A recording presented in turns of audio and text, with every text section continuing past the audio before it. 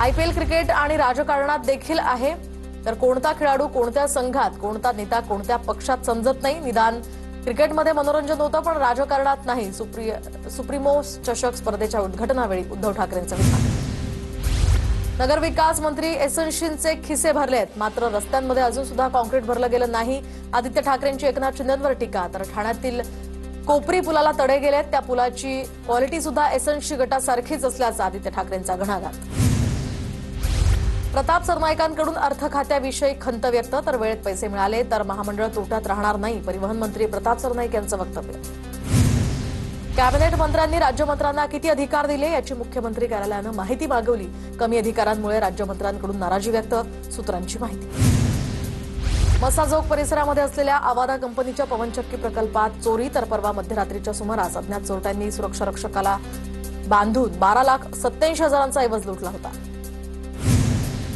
वाल्मिक कराड संदर्भात आणखी बरेच खुलासे होणार. कराडला आधी सुद्धा ईडीची नोटीस आली आहे. भाजप आमदार सुरेश धस यांचं वक्तव्य.